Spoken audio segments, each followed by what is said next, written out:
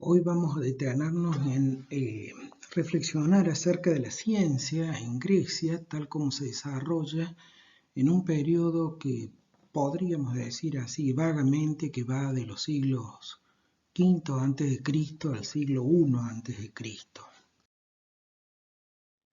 Bueno, quisiera comenzar con la imagen más conocida de la Grecia antigua, por lo menos, que es el Acrópolis en Atenas, por dar alguna fecha de que se cree que se ha terminado, fue más o menos por el año 432 a.C.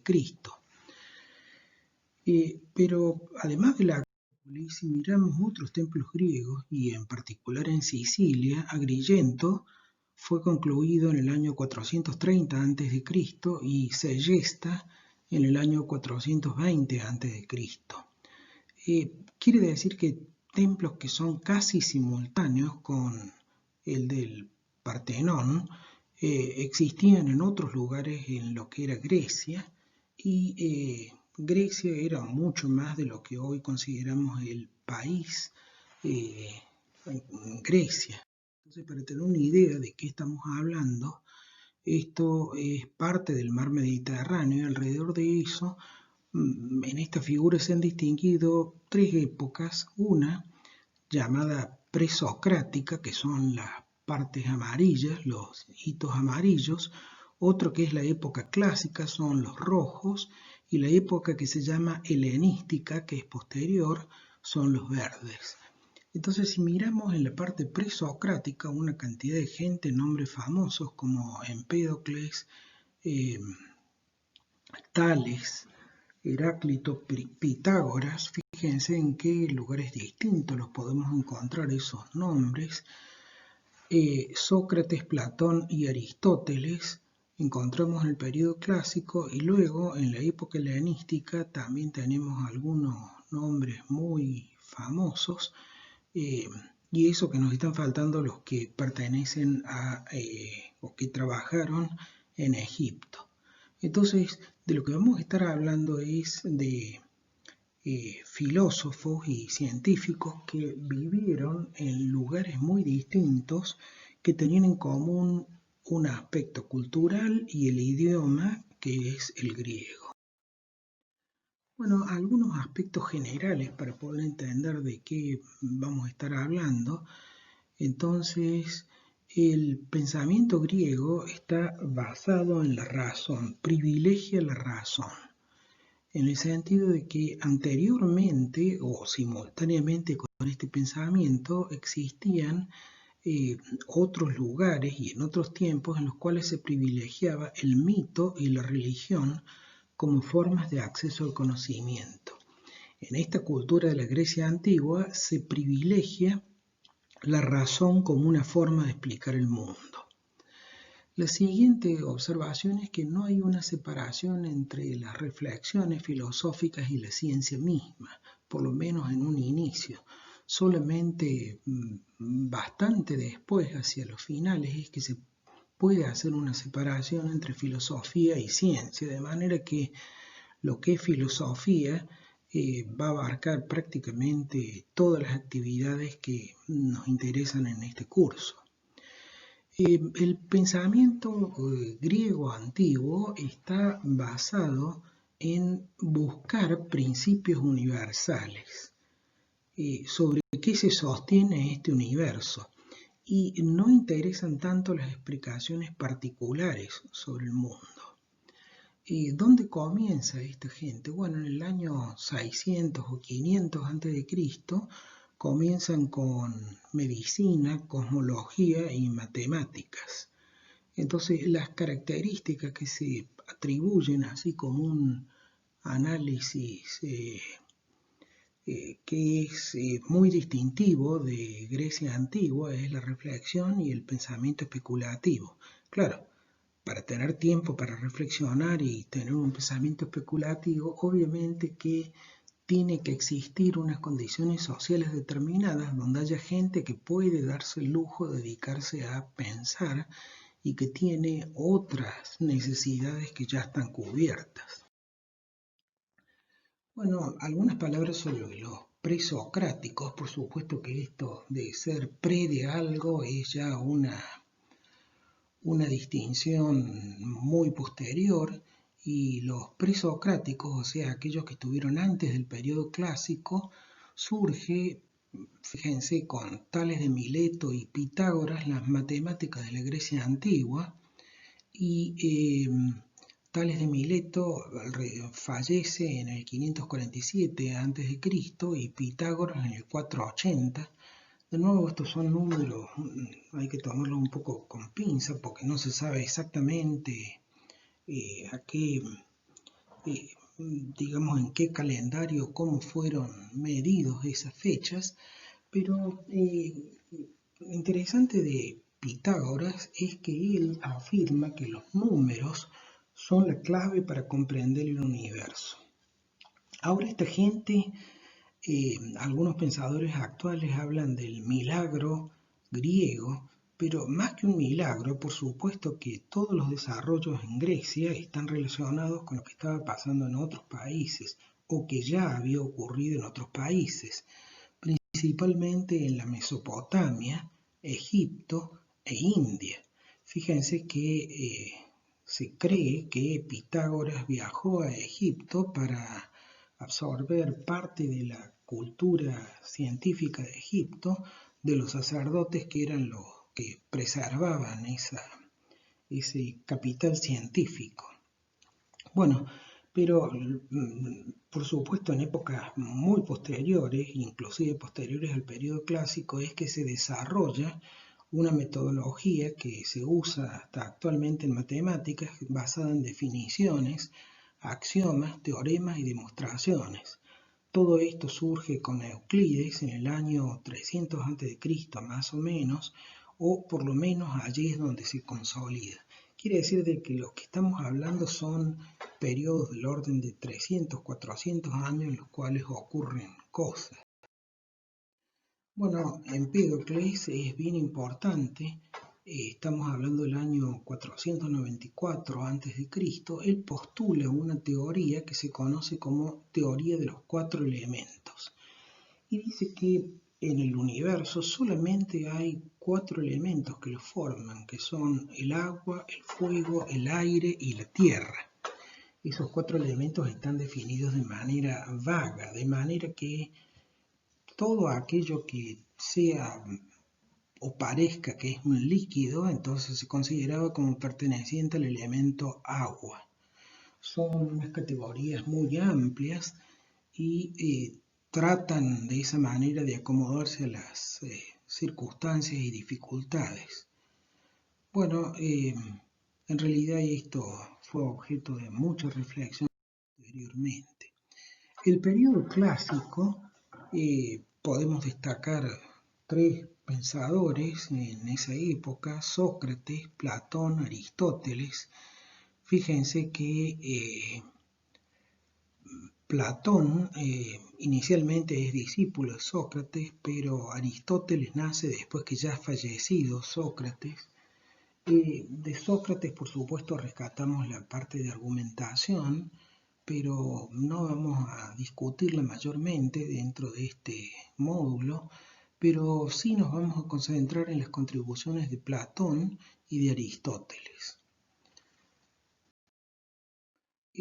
Platón, uno de los aspectos que han trascendido hasta la actualidad es el mito de la caverna. Eso está en el libro de La República, y es bien interesante. En este mito es como un cuento en el cual se dice que existen unos prisioneros, que son estos señores que están acá sentados detrás de una pared, y hay otras personas que son estos que tienen aspecto de como si fueran monjes, pero que llevan unas figuras, y hay un fuego por detrás que es el que hace que estas figuras que vemos aquí sean proyectadas sobre el fondo de la caverna. Entonces todo lo que ven estos prisioneros que se encuentran aquí son las sombras que existen en las paredes de la caverna. Entonces, para estos prisioneros que no han visto ninguna otra cosa, el mundo está compuesto por estas sombras que existen y es la única realidad a la cual ellos pueden acceder. Hasta que uno de los prisioneros consigue escaparse, es este prisionero que tenemos por aquí, y claro, cuando sale fuera de la caverna encuentra que hay luz, que hay objetos, que hay cosas, que las cosas no son una proyección sobre la pared de la caverna, sino que existen de otra manera, son tridimensionales, existen otro tipo de sensaciones, de cosas en el mundo que él había pasado toda su vida sin poder advertirlo. Entonces este prisionero que se ha escapado vuelve a la caverna y trata de explicarle a sus compañeros prisioneros de cómo es el mundo que está por fuera.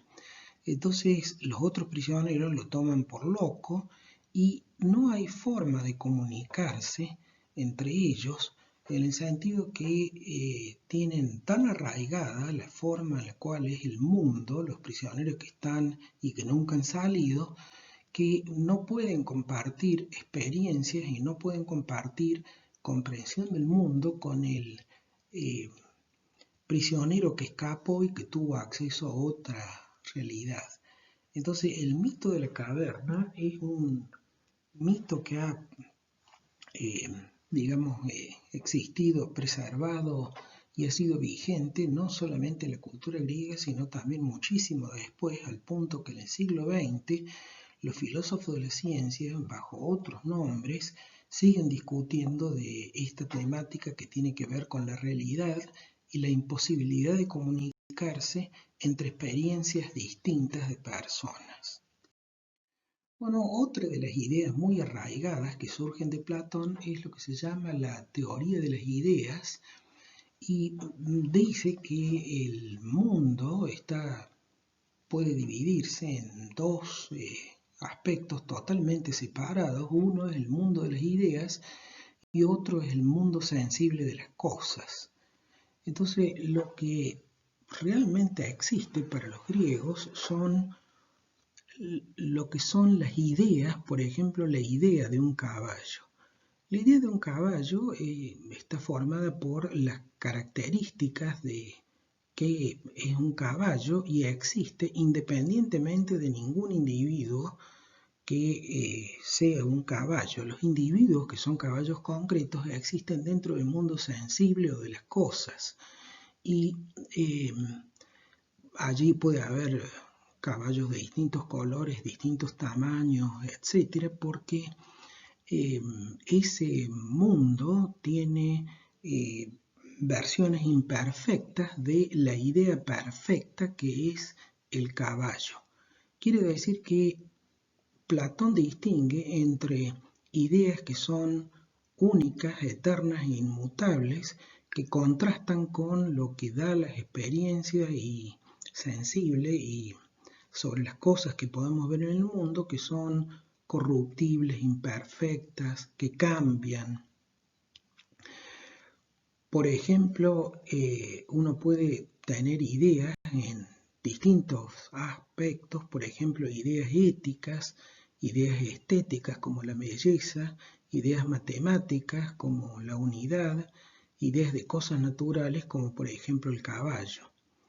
Entonces, dice Platón que quienes no conocen las ideas están en la caverna, pero aquellos que son los reyes, los filósofos, pueden salir de la caverna y llegan a conocer las ideas.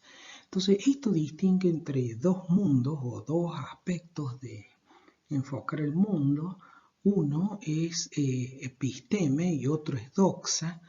Doxa es el mundo sensible de las cosas y eso puede estar sujeto a opinión, mientras que episteme es la parte de las ideas y eso es lo que conforma la ciencia. Esta teoría de las ideas fue también muy arraigada y se transfirió por siglos a otras culturas. Bueno, dos escuelas bien importantes de la Grecia antigua, pero que no estuvieron simultáneamente en vigencia, es la escuela aristotélica que es del periodo clásico, y la escuela de Alejandría, que pertenece al periodo helenístico. La escuela aristotélica enfatizaba la investigación cualitativa y la dinámica dentro de lo que es los cambios de las cosas, mientras que la escuela de Alejandría enfatizaba conceptos de matemática y geometría y se enfocaba en la estática. Algunos prominentes sabios de Alejandría fueron Euclides, Ptolomeo, Arquímedes, Herón. Bueno, Aristóteles fue sumamente influyente en la Edad Media y posteriormente. Él argumenta en contra de las teorías de Platón y dice que hay que descartar aquellas explicaciones que sean contrarias a las experiencias. Lo que vemos aquí es una fachada del libro de lógica de Aristóteles, pero por supuesto esta es una traducción muy posterior que se ha hecho porque de los textos originales solo nos quedan algunos fragmentos. Bueno, la teoría de las cuatro causas de Aristóteles dice que esto ya viene de antes, pero Aristóteles la formaliza. Dice que para cualquier cosa existen cuatro causas que debemos considerar. Una causa formal, material, eficiente y final. Por ejemplo, si uno toma una mesa, puede preguntarse cuáles son las causas de esta mesa. Y para eso tiene que mirar qué forma o estructura tiene esa mesa. ¿De qué está compuesta la mesa? ¿Cuál es el material que la constituye? ¿Quién produjo esa mesa? ¿Qué carpintero la hizo? Y acá viene la causa final, que es la más conflictiva, es qué función cumple esa causa, ese objeto, lo que sea que estamos analizando. Entonces, esta causa final supone que hay un fin que persigue todo lo que querramos analizar. Quiere decir que cuando un objeto tiene una respuesta que regularmente ocurre de determinada manera, supone Aristóteles que ese objeto estaba siguiendo su finalidad. Por ejemplo, para el movimiento, Aristóteles construye una teoría que requiere del uso de causas finales. Bueno, las formas sustanciales, a diferencia en contraposición con lo que dice Platón, él dice que los individuos están compuestos por materia y forma, que las cosas cambian, pero sin embargo las seguimos reconociendo porque hay algo que permanece constante y dice que ese algo es la forma sustancial. Eso hace que, por ejemplo, un perro sea un perro, una cosa sea una cosa. Entonces él debe requerir el uso de un concepto nuevo que es la forma sustancial.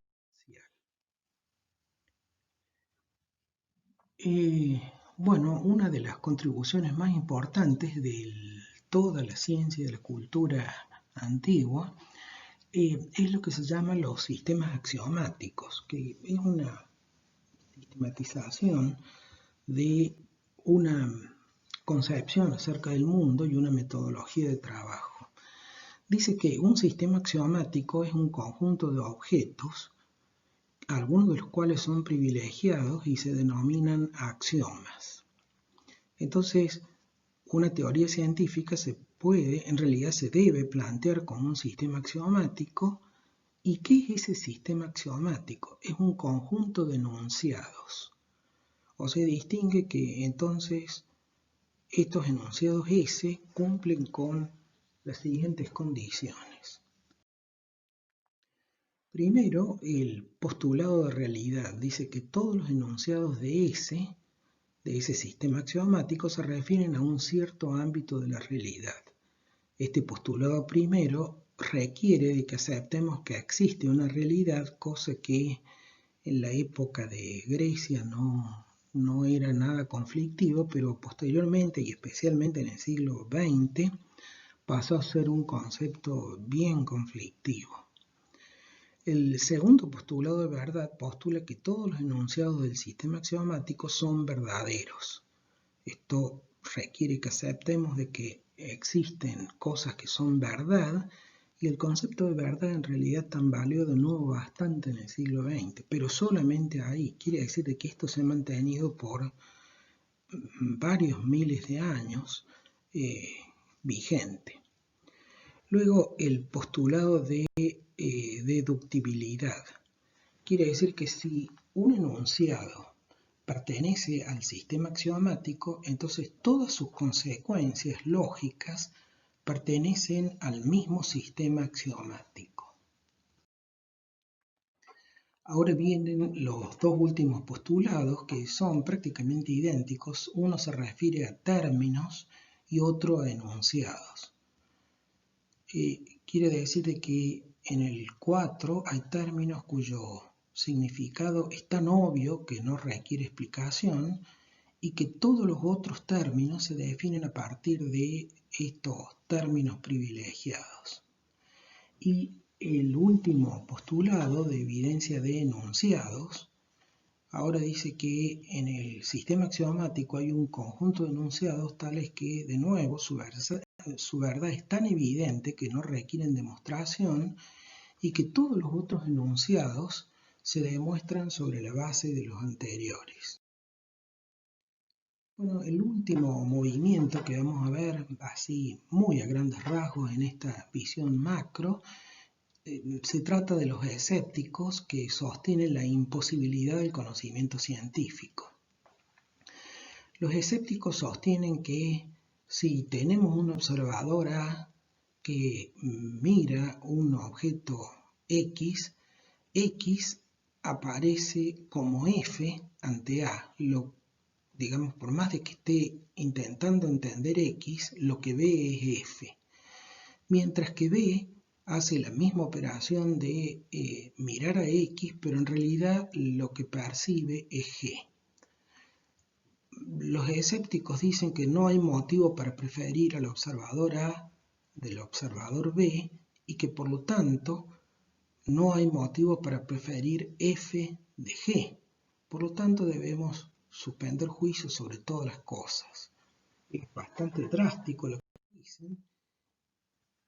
Y dicen que no tiene sentido estudiar causas porque hay que buscar las causas de las causas, lo cual es una cosa cíclica y que no tiene nunca fin. Sostienen que nunca se puede tener certeza de ninguna cosa, eso es lo que se llama escéptico en la actualidad.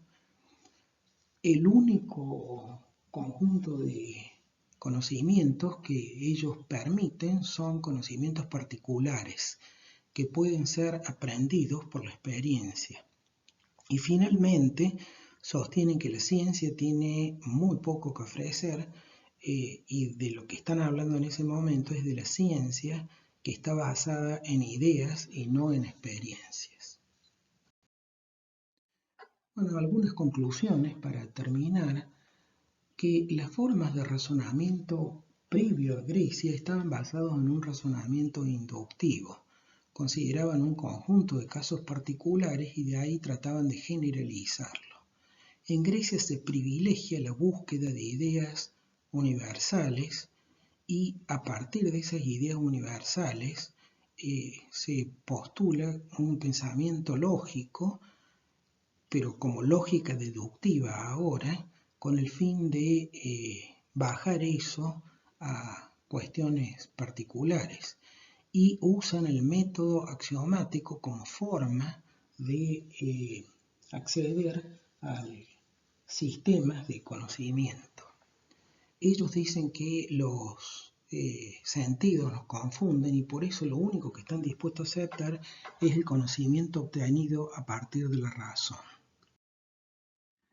Finalmente, algunas consecuencias para las culturas posteriores son que había, especialmente en el conocimiento aristotélico, algunos conceptos tan arraigados que costó mucho poder eliminarlos en periodos posteriores y pasan limpios en la Edad Media y solamente en la Revolución Científica es que se cuestionan con más firmeza. Por ejemplo, Boyle y Descartes propusieron erradicar la idea de causas finales, sostenían que no pueden usarse intenciones y pasiones para objetos que son de la naturaleza o cuerpos inanimados. Y Boyle trató de erradicar la teoría de los 4 elementos diciendo que en realidad era totalmente superflua y no podía explicar nada nuevo, ni siquiera el origen de la cualidad de esos elementos.